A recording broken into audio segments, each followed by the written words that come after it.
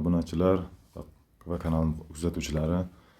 Men sizlarga bugun noodatiy va kutilmagan video taqdim qilmoqchiman. Bu videoda men nimani ko'rsatishni xohladim. Mana bu videoda men Yevropa hududida hozirgi kunda ish bermoqchi bo'lib turgan Yevropa mamlakatlarining xaritasini ko'rsatyapman. Mana shunday ko'rishingiz mumkin.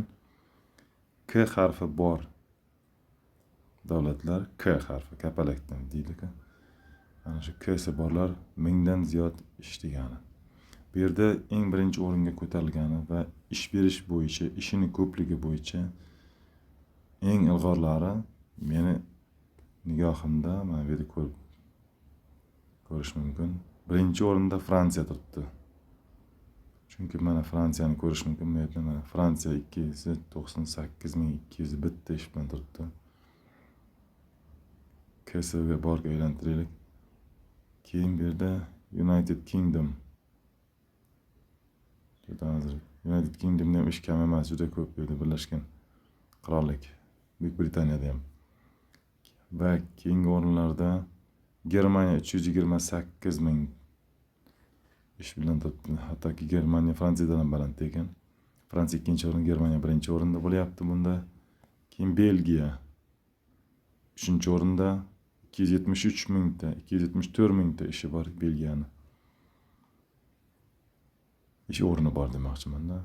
Va Gollandiyada, Niderlandiya yozib qo'yibdi, 143.000 ish o'rni bor.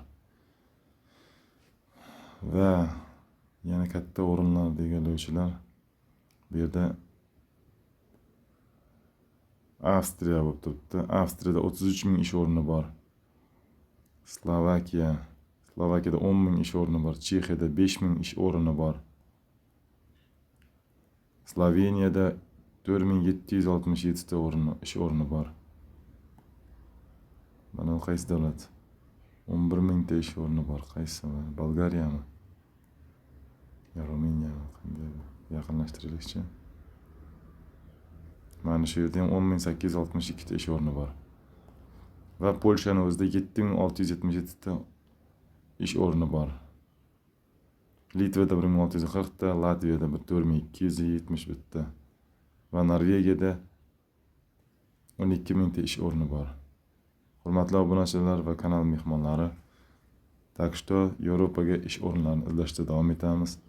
Umumiy yig'ib qaraydigan bo'lsak, 500 mingdan ziyod aniq ish o'rni bor. Hamma davlat aholilari uchun, fuqarolar uchun. Gazda bosamiz,